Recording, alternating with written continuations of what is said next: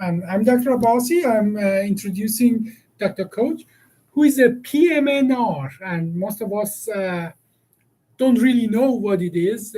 Most of doctors probably know, but Dr. Coach obviously went through the med school, and then after the med school, went to additional training to be a PM&R specialist. So, without further ado, Dr. Coach, tell us what makes a PM&R.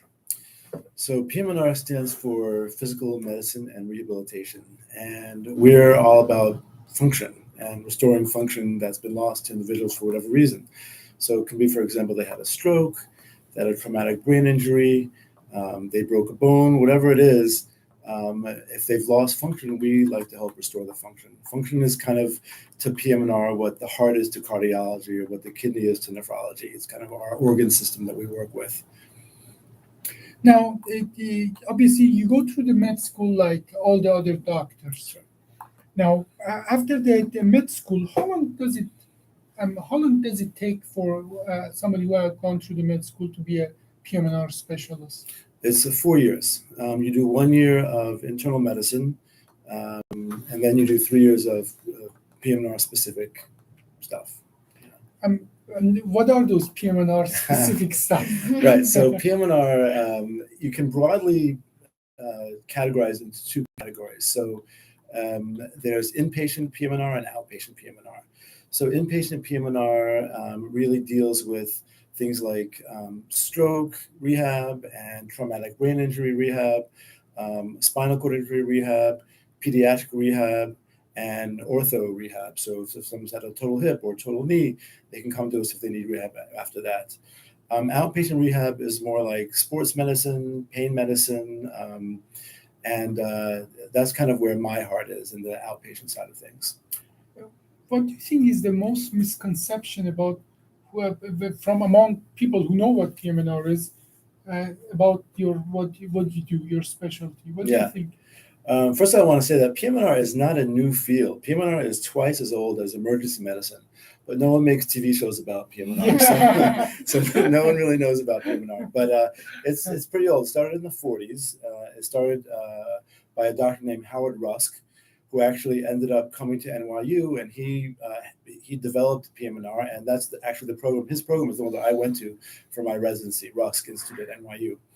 I think that it's not particularly well known. I think one of the biggest misconceptions or misunderstandings that people have is what's the difference between a physiatrist, which is a PM&R doctor, and a physical therapist. So physical therapy, to be a physical therapist, you go to school for 3 years, you get a doctorate in physical therapy. That's the only way to do it these days. You can't do less than that. And you learn various musculoskeletal techniques to try to rehabilitate a person. From the standpoint of the PM&R doctor, PT is a wonderful tool that we utilize. It's one of many, though. So we work hand in hand with physical therapists just about every day.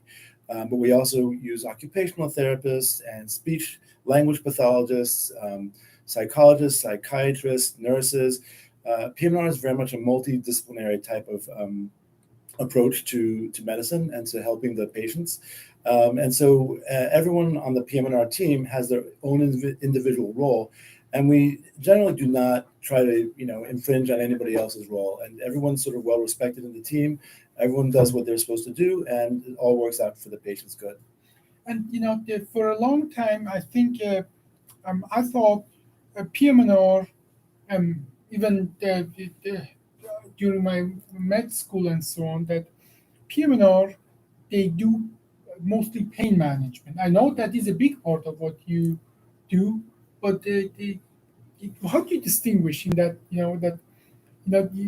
Obviously the name is physical medicine and rehabilitation, and many of these patients are as well in pain. What's the difference between you and a pain specialist? Right. I'm more comfortable talking about what we do than what a pain specialist does. But I think basically we are very open to employing all kinds of different techniques to control pain. certainly medical, but in addition to medicine, there are things like there's acupuncture, which a lot of PM&R doctors are certified in acupuncture, or at least several are, I would say that. And there's also things like muscle manipulation and soft tissue manipulation. There's medical marijuana. There are many approaches other than straight medications for pain management. Every sentence that you say create 20 questions in my head. Me too. But why don't I just pass it on to Kendra? I'm curious, can you talk a little bit more about manual manipulation and how that might be different than massage or chiropractic? Sure. So manual manipulation is probably mostly an osteopathic technique, really. Osteopathic medicine, osteopathic doctors or doctors of osteopathy, DO, they go to medical school just like MDs do, and they do the full curriculum of an MD plus. When I say plus, what I mean is that they study OMT, which is osteopathic manipulation techniques. And that's different kinds of ways of manipulating muscles and joints in order to basically to increase their function, to have them working more normally. So I've incorporated a few osteopathic techniques into what I do. I'm not a DO, so I don't have the full range of the techniques, but I know a couple of them, and they're actually very effective. Well, again, every sentence you speak create 20 questions for me. Like, what's the difference between the MD and the DO? What is the difference between the PT and occupational physical therapy and occupational therapy? What are this different technique that most of us in the United States don't learn, like acupuncture? Right. Is it now a part of your training? So it is. I think that just shows the depth of most of our ignorance about your specialty and what you do. But how does a regular day look like in your day? I mean, what are the things that you do in your day to help the patient? Right. So my thing is doing everything that I can to help the patient, which is not surgical. So if the patient requires surgery, that's more Dr. Abbasi's territory. Yeah. And I'm the first person to say, go see Dr. Abbasi. I'm not going to help you if you need surgery. But I think we agree that we always try to have every conservative management technique fail before we attempt surgery, because we don't want to we don't just want to do surgery just willy-nilly on anybody. The idea is to make sure that the surgical patient is actually a surgical patient and can't be helped with some non-surgical means, because all surgeries have risks. So we try to do the lowest risk techniques first, and then we move up and up into the higher, somewhat more risky techniques. But I think that my day-to-day these days is doing whatever I can to help the patient besides doing surgical stuff with them. So, for example, a lot of times a patient will come to me and I'll say, oh, I think you should do physical therapy. Or a patient will come to me and I said, oh, I think we need to do a shoulder injection on you because you have a rotator cuff injury or something like that. So there are all kinds of different things that we can do to help the patient. What percentage of the management that you do is actually managing the pain of the patient versus truly patient has no pain but limited function? Or can you even distinguish between those two? That's a great question. They're definitely linked because often pain leads to loss of function. And the other can happen too. You can have sort of like a loss of function, which then becomes painful over time. And that can be a chronic pain situation, for example. So pain is a major Pain is absolutely a major symptom. It is hard to distinguish. And I would say 99% of the time, pain is involved. So it's not completely wrong for me, wrongfully have thought that PM&R and pain doctor are very close to each other. I would say that a lot of times, and even when I was in medical school in my first few years, I was mistaken about this. A lot of times people think of pain doctors as just doctors that dish out opioids, and that's what they do. And but there's a lot more to it than that. I mean, there are all kinds of different ways to control pain that have nothing to do with narcotics. And so we try to, there are some times when narcotics are sort of, you have to use them. If you have to use them, then they're appropriate to use. But it's not as though pain doctors just sit there and just dish out willy-nilly narcotics just like it's candy. If I may ask, you would use the word physiatrist. Yes. Now, can you elaborate on that? Physiatrist, PM&R doctor, and so on. Where does the word come from? What does it mean? And how is it that, why do we call PM&R doctor? Are they exchangeable?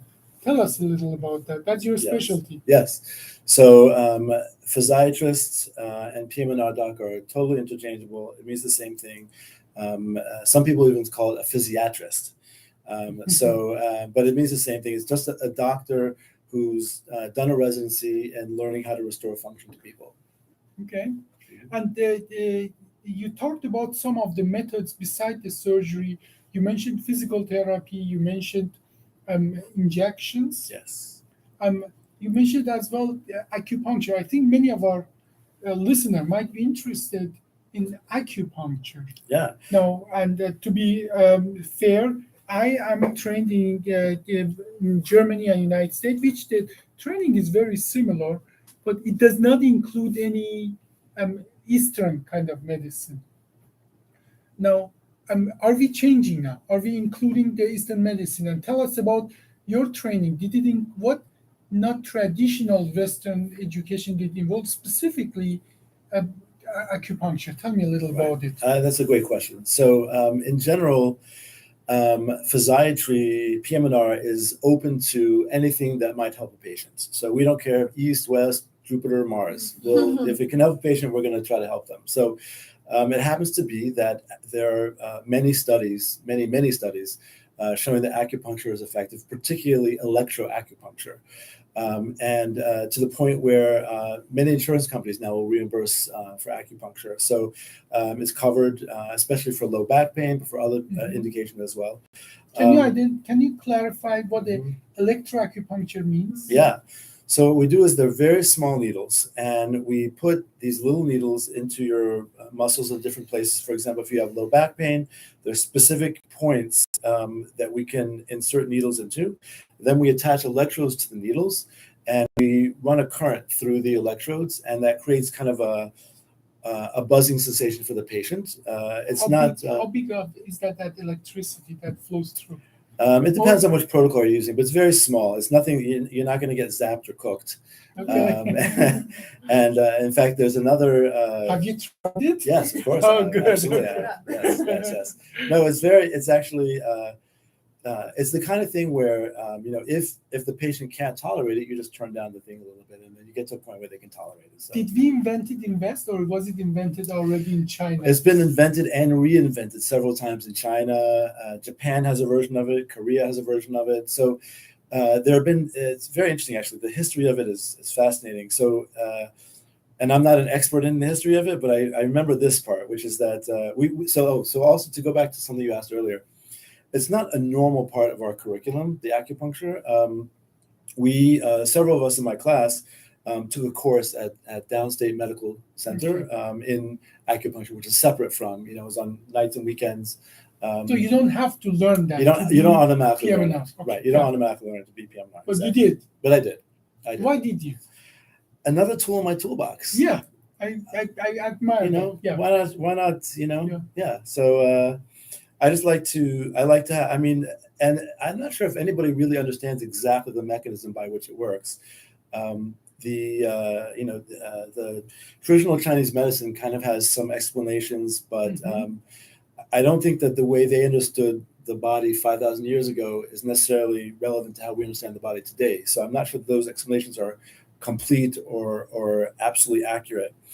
But we know it works. But we know it works. But it does work, but it's not that different from medication in the sense that it works for some people and not for others. I see. Just like medications work for some people and not for others. Just like every technique that we can think of is going to work for some people but not for others. Yeah. There can be, someone's bringing up placebo right now. I think that there's nothing wrong with the placebo effect. In fact, if someone can be helped because they think that something is helping them and it actually makes their pain go away, I have no problem with that. Yeah. Whatever works for the patient works. But they've done actual studies. It's very interesting the way they do it. They take a needle, but it's a collapsible needle. So what happens is the patient thinks that they're getting pricked by the needle, but actually as you push down the needle, it just collapses into itself and it never breaks the skin. Wow. That's the sham. So in other words, they take two groups. One group gets actual acupuncture, One group gets this sham acupuncture where it actually never break the skin with the needle, but you kind of feel the tip of the needle, so you assume it's breaking the skin. Double blind, that sort of thing. Well, I guess the practitioner is not blind to the practitioner because you can tell if it's being collapsed or not, but it's blind at least to the patient. And then they see, which group did it work for, and which group did not work for. And in very many studies, it's been shown to be effective. In several, it hasn't, but in very many studies, it's been shown to be effective. You mean the one that doesn't break the skin is still very effective? No, the one that doesn't break the skin doesn't work. Doesn't work. Right. So the sham isn't working, but the actual acupuncture is working. I have a theory, but that's based on my education as a neurosurgeon, because we use something called TENS unit. You are very familiar with that. Yes. Where we stimulate certain part of the skin. Those electrical stimulation get carried in our spinal cord, and practically they put a lots of what we call attention in certain area of the spinal cord, and that prevents signal from the lower level to pass through. Practically, imagine pain being a nagging kind of messenger, want to come and you say, hey, what's going on? Here, I am here, something's not wrong. But then you have a more pleasant, less angry person come and distract you, that by the time I get to you, you don't have the same kind of attention that assigned to the signal of the pain itself. So this concept in the neurophysiology are well described. As a matter of fact, one of the biggest part that what we do in neurosurgery is called spinal cord stimulation device that exactly does that. We put an electrode on the spinal cord that above the level where the pain is generated, we practically stimulate them all the time so that the pain signal cannot pass through. Right. Now, this is my theory, and there are some other people who think that the way acupuncture really works is utilizing practically a flaw in our nervous system, that if you go beyond the point and stimulate that area, signals that are generated before, they cannot pass through. Right. And I think acupuncture, truly, we know it works. Yeah. And by the way, I have seen some acupuncture where they put a needle, and there's something on top of the needle, they put it on fire. Have you seen that? Yes, we've done that before. Yeah. Is it the old-fashioned electro? No, that's actually a different thing. That's called moxibustion. And what we do is you take, I forget the name of the herb, but it's an herb that you take, and you light it on fire, and it's very thick smelling. It's kind of it kind of stinks actually, but and it's on a wand sort of, and you wave it around the needles.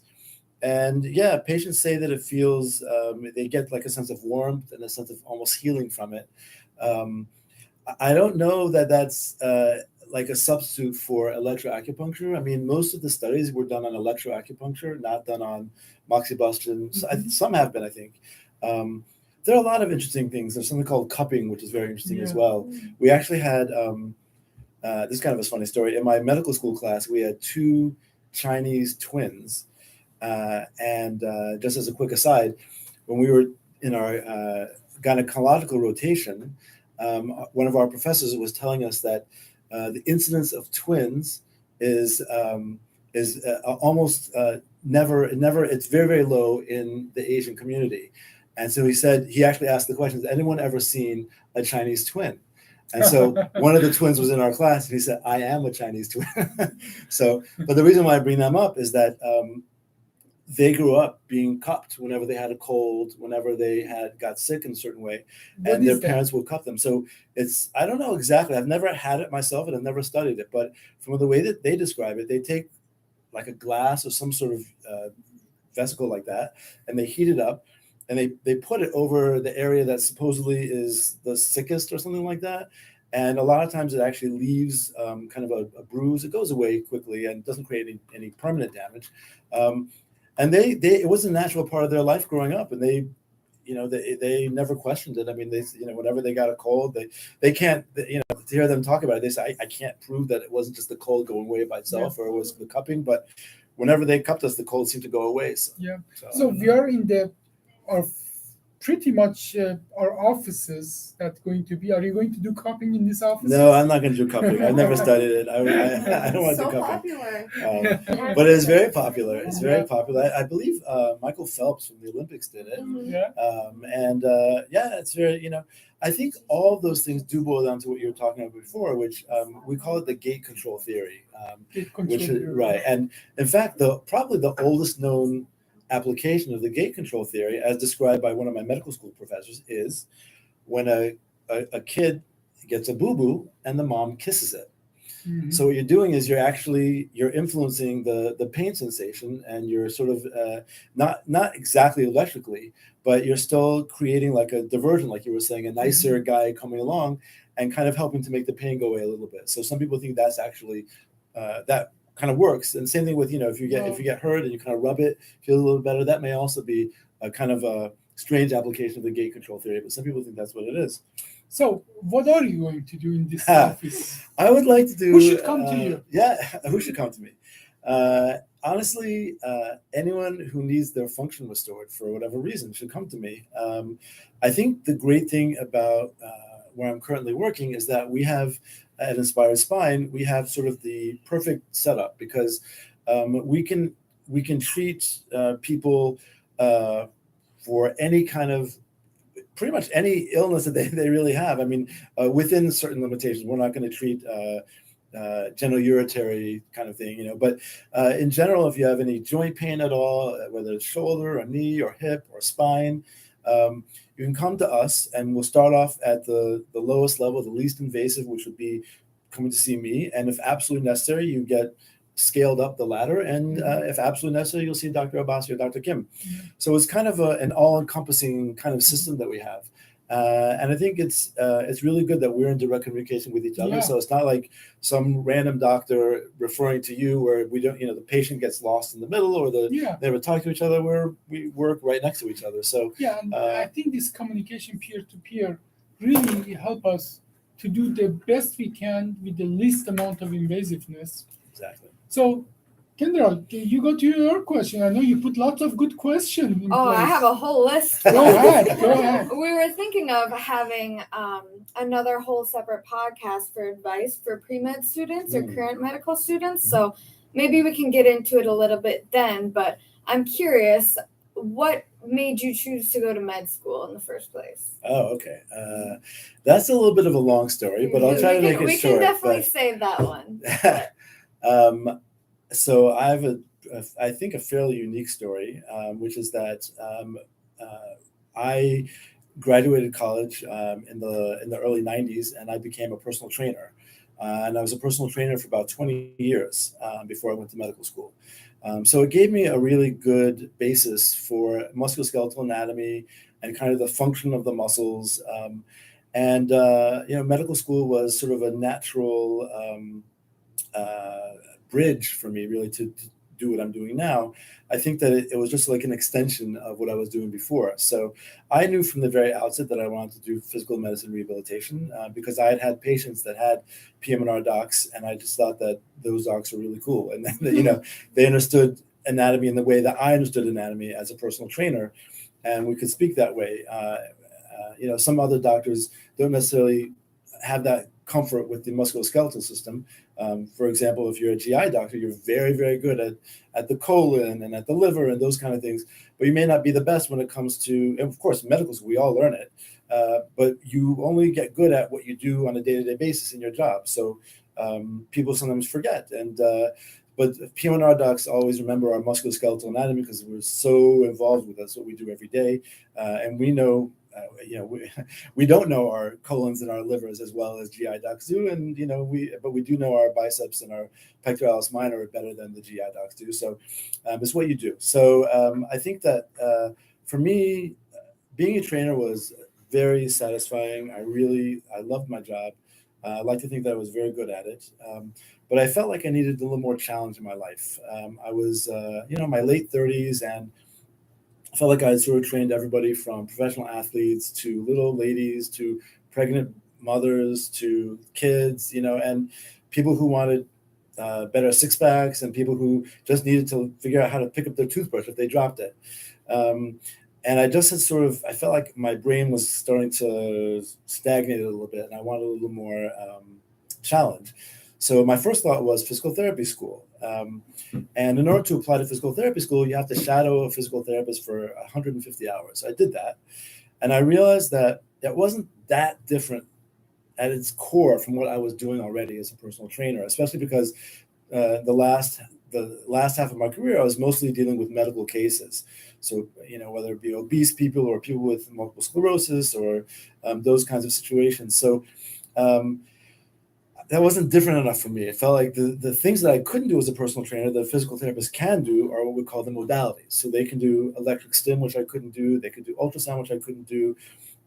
All that sort of thing, which is great. But the biggest thing, and according to most studies, the most lasting impact that a physical therapist can have on a patient is through exercise therapy. And that's what I was doing every single day in, day out, for the vast majority of my adult life. So I thought that, while very interesting, I felt I just needed more than that. And that's why I decided to go to medical school. And I did. I went to Howard University College of Medicine, great school, and graduated and went to a PM&R residency at Rusk at NYU, as I mentioned before, which is a great program. And I'm very happy to be here at Inspire Spine. So, Excellent. Yeah. So, what would you say from that 4 years of training that you do to be a PM&R? Mhm. How much of that would actually be similar to what a physical therapist would learn, and how much of that is very different from that? So we have to loosely learn what the therapists know. We get tested on our boards on different, like the different types of rehab theories that are out there, but we don't learn the actual techniques themselves per se. We certainly have the tools to study them if we want to. Mm-hmm. And we can look up different studies, or we can look up different textbooks and learn them. But that's really not what we do on a day-to-day basis. So we just have to know which kind of therapy, and we also have to understand the body well enough to know, sometimes the standard shotgun approach of, where you just sort of send someone to a therapist and say, "Oh, work on their knee." Sometimes that's good, and sometimes we need something a little more directed and pointed. So, for example, the other day I had someone with a sacroiliac joint dysfunction, and he had particularly weak gluteus maximus muscles. And so I wrote him a script for PT, but I said specifically focus on the glute max, because glute max is a big part of what stabilizes the SI joint. Mm-hmm. And his were surprisingly weak, and I think that was really a big part of the problem. So in that sense, I didn't want them to do a lot of times we say, oh, do core stabilization. That is very important. But in this case, the part of the core that I wanted to really work on was the glutes, much more than the abdominal portion. So I gave a specific prescription of exactly what I wanted them to do with the patient. So that's what we have to know. We have to know now. Are we going to tell them which exercises to do? No, we're not. They know that. That's what, I just say to them, strengthen this muscle, stretch this muscle, but the actual techniques they use, that's their business. Occupational therapy, Yes. how much of your education covers occupational therapy? And tell us a little bit as well about what your understanding is. What's the difference between physical therapy and occupational therapy? Sure. So it's a great question. So the way it works, especially on an inpatient basis, is the easiest way to differentiate is physical therapy works from your waist down, occupational therapy works from your waist up. So when it's talking about mobility, getting around, the ability to ambulate from point A to point B, whether that be, with your own 2 feet or with a walker or with a cane, that's all the physical therapy domain. But specifically hand manipulation, being able to feed yourself, those kind of things, that's the occupational therapy realm on an inpatient side. On the outpatient side, a lot of times there's a lot more sort of overlap and gray area. But if you talk to a physical therapist or an occupational therapist, they'll probably tell you that is the technical difference between the two. One is about mobility and getting from point A to point B. The other is about being able to do things like that we need to do in our daily life, like getting dressed, things that involve the hands a lot, and cooking. And in fact, it's interesting that most inpatient occupational therapy gyms also have a kitchen, and they literally cook with the patients. Wow. And the physical therapy gyms often have a car in there because you have to be able to get into a car. So they literally have a car. They open the door and they practice getting into the car. So it's very interesting working in those situations. And like I said, we work very, very closely with the therapist, hand in hand. So, now, sport medicine specialist and PM&R. So a lot of physical medicine and rehab specialists go into sports medicine. So sports medicine, you need a sports medicine fellowship, and then you sit for the sports medicine boards, and then hopefully you pass. And what you do with sports medicine is a lot of what you're doing is sort of sideline doctoring. So you actually go to the events. It can be basketball, football, so they're having martial fun arts. 24/7. They're having fun 24. Well, it depends how you look at it. So they're having fun 24/7, but also most games happen on nights and weekends. So you give up for that year of fellowship. You give up a lot of your free time that you're devoted to doing that. So, and if you do that for a living, it's the same thing. So I had actually applied for sports medicine fellowships, and I was applying for jobs at the same time. And essentially, when this job came along, I thought the opportunity was too great, and so I said I withdrew from the sports medicine fellowship application. You're happy that you made that choice. Interventionalist versus PM&R. Sure. So so PM&R can become interventionalist. Interventionalist usually refers to spinal injection techniques. So whether it be an epidural steroid injection, a sacroiliac joint injection, all these different types of injections that we can do, radiofrequency ablation, and a lot of physical medicine and rehab doctors become pain specialists, and in the pain training, they learn how to do that. Others can also do it outside of a fellowship just by being trained by someone who knows how to do it. That's a common place to go as well. I think probably more, and in my class, I think more people chose to go the pain route than the sports route, actually. So, but it's a lot of them did both. I would say pain and sports, and what they call sports and spine, which is sort of a combination of the two. Between those three, that probably comprised the majority of the fellowships that my class is doing. I have only one question, but we have more people here. I'm going to open up the floor for final round of questioning. Lightning round. Lightning round. Okay. So, staying on the injection topic, I'm curious, both of you have experience with injections. So is there any rhyme or reason that injections work for some patients but not for others? Is it just the way their body metabolizes it, or what is the reason for that, if there is one? I'm going to let Dr. Abbasi handle that one since he's done more injections than I have. Yeah, well, this is such a complex situation. First of all, what area of the body, what kind of injection? Not just because we call them injections, they're not all the same. Like calling something a vehicle. Why does a vehicle take you from A to B and not the other one? That's practically the question. There's a combination of what the diagnosis is and what we are expecting that what we inject in to do. Is it just a local anesthetic? Is it the steroid? And if it's a steroid, is it the right indication? I think we should do just a podcast. All about injections? Just all about the injection, That would be why fun. they work and That why would be they really don't. fun. That's a good idea. Yeah, I would ask fun. Yeah. I think that's a good idea. So, lightning round. Here we go. You have the expert. Let's put that knowledge to use. I mean, do you want to go first? You want me to go Yeah. At any point in your schooling were you ever it's okay. At any point in your schooling were you ever thinking like, yeah, this is too much, like to absorb at one time, or kind of doubting yourself?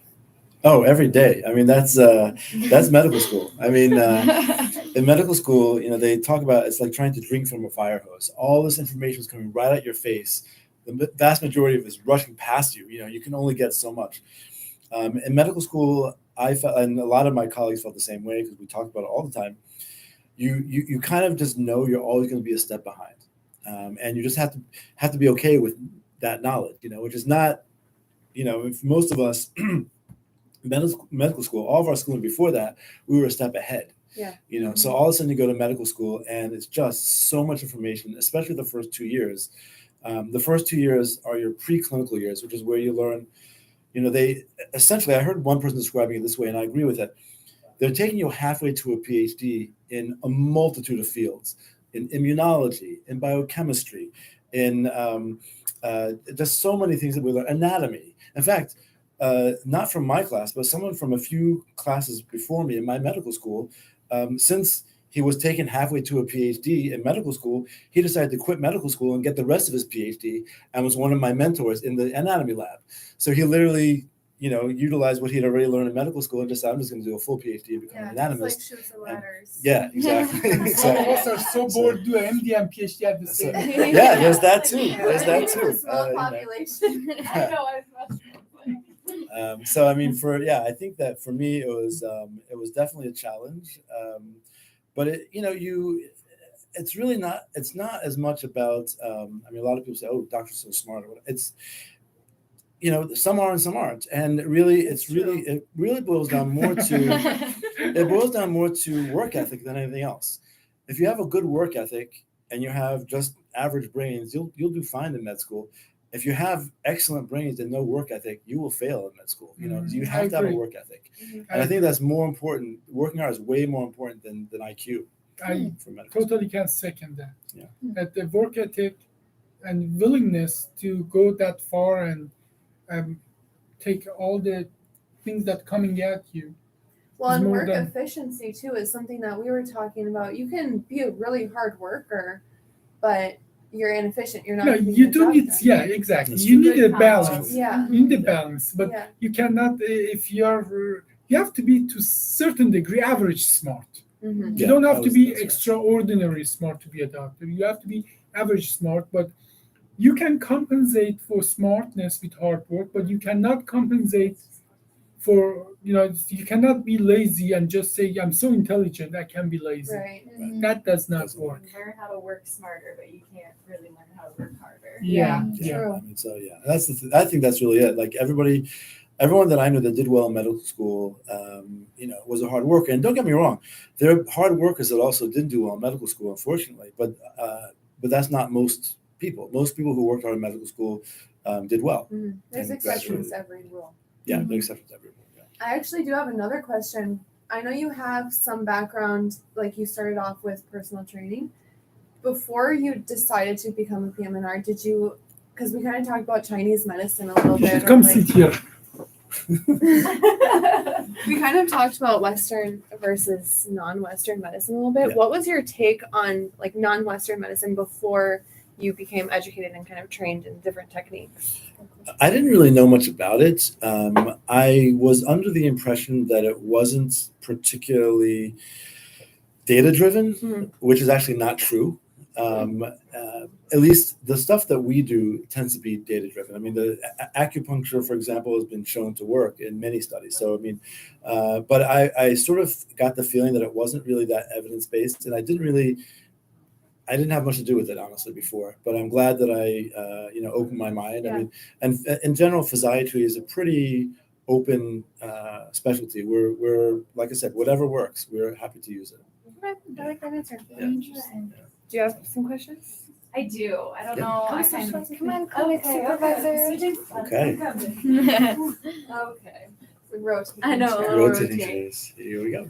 So my question is going to take kind of way off topic, Go but what are your thoughts on like mindset and how that works with your body? I like So that. kind of how there's a very popular book that comes up on my feed all the time, but it's called The Body Keeps the Score. Mhm. And it talks about how trauma can affect pain in your body. What has been your experience with that? And yeah, just I want to know about it. It Right. seems so interesting. So there was a doctor, actually, I think he passed away maybe like 10 years ago, but he was actually from my institute, from the Rusk Institute, named John Sarno, who years ago came up with that sort of theory, actually. He has a book called Healing Back Pain that I would encourage everyone to read, honestly. His theories sound a little bit unusual, I'll say that. But he claimed that he was able to help thousands of patients with this. And here's how his theory goes: that a large amount of back pain that people get is actually due to conscious or unconscious childhood trauma. And what happens is the brain tries to keep the trauma at the unconscious level. The way it does that is through two different means. One means is psychiatric, so it creates anxiety, depression, PTSD, because you've got all these psychiatric illnesses going on, you're so focused on that you forget about the initial thing that started it, really. And the other way is more physical, through pain. And he says that this happens through a process called ischemia, which is where the brain can constrict blood vessels and prevent blood from flowing as it normally would, which means your muscles aren't getting in as much oxygen, and it creates a temporary pain kind of situation. But over time, that gets worse and worse and worse, actually. So that's point A. So John Sarno has already talked about this, and he says, he makes no bones about the fact that he has no evidence besides his own clinical work that he did to back up what he's saying. He says, I'm going to be like, Einstein. I'm going to let the laboratory people do the lab stuff and prove what I'm saying. But I know what I'm saying works with my patients. Point B is that I had an attending when I was in residency, working at the VA in Brooklyn, New York, who always made an interesting point, which is that whenever someone came to us with what we call chronic pain, which means pain that goes on for months or years, as opposed to, I fell and therefore I have pain. It's more like something happened years ago, or I don't even know why the pain happened, but I've been in pain for years and years. And so the way it works when you're in residency is the resident will first see the patient, take a history and physical, which means they interview the patient and get the sense of what's going on with the patient, then do a physical exam on the patient. And then the resident goes and presents to the attending and explains to the attending what happened, and the attending will come in with the resident to see the patient based on the information that the resident gave the attending, and will kind of decide on what needs to happen then. So every time I would present to this particular doctor, if it was a chronic pain person, he would always say to me, what's the other thing? And I would say, I don't know what you mean. And he would say, is it anxiety, depression, or PTSD? And I would say, I didn't actually check he would say, check. Every time you look, 90% of the time, you would see one of those things. So is it correlational or causational? Could the We don't know. pain cause the anxiety? I believe both happen. Okay. I believe both happen. So if you believe in John Sarno's theory, then some event that had nothing to do with any of those things started first, and then the pain and the psychiatric diagnosis came at the same time, with the point, or it could be either both or one or the other, but with the point of trying to keep that memory repressed, because we just couldn't deal with the actual trauma. But I think that what probably happens is that both feed each other. So the more you have pain, the more depressed you get about it. The more depressed you get about it, that feeds into the pain. It hurts more, and then and so that's why that feeds actually nicely into the sort of PM&R philosophy that we have of multidisciplinary teams treating patients. So when I get chronic pain patients, I like to make sure that they're being seen by a psychiatrist or a psychologist or somebody that can kind of do some kind of talk therapy with them as well, because that's going to be very important. It's not to say that their pain is in their head. The pain is real, but sometimes the way to manage the pain is not only through the tools that a physiatrist has, but also through other professionals can come and we don't believe that we have a monopoly on the pain market. I mean, so it makes sense to have a bigger team working, and That reminds me of when you were talking about the kind of like shock, acupuncture. Electroacupuncture, Yeah, when I used to see an in-person therapist, and one of the things that we did to resurface trauma was actually shock therapy. So I wonder if there's any type of relation between those two. Yeah. I don't know. I know that ECT, which is electroconvulsant therapy, is very effective for what we call recalcitrant depression. So in other words, depression which can't be helped with medications or with like CBT or anything like that. You can use this ECT, and what you're essentially doing is you're creating little seizures in the brain, actually. And for a while, there was worry that there was memory loss associated with it, but actually, it's only it's a short term. You do have some memory loss, but it clears up in a couple of days. But it's very, very effective. And I don't know what the relationship is between them. I think it's interesting though. Just in case you want to come back in. I was like, oh, don't have to come back in. Do you have any more questions? I mean, there's that could be its whole own I know. I want to episode go and is do that one. psychology and pain and medicine in general. So I'm just curious, do you have like any ideas on anything further that can be done for a patient besides just talk therapy, or is there any other like way to help them psychologically from your perspective? Well, not being a psychologist, it's hard to answer that question, but I know there is cognitive behavioral therapy, which can work for pain. There's, I think it's called dialectic behavioral therapy, DBT, which can also work for pain. And they've done studies on these things, and these things tend to be very effective. I've never studied it. I don't know much about it. So that's why I would have to be in touch with a psychologist or a psychiatrist to really employ some of these techniques. There's also something called, I think it's MDMR, which is like a form of tapping that you can do on the patient that kind of has been shown to have some success with pain. But these are not tools that I am familiar with. So, I won't talk too much about them. There's always more expansion. Absolutely.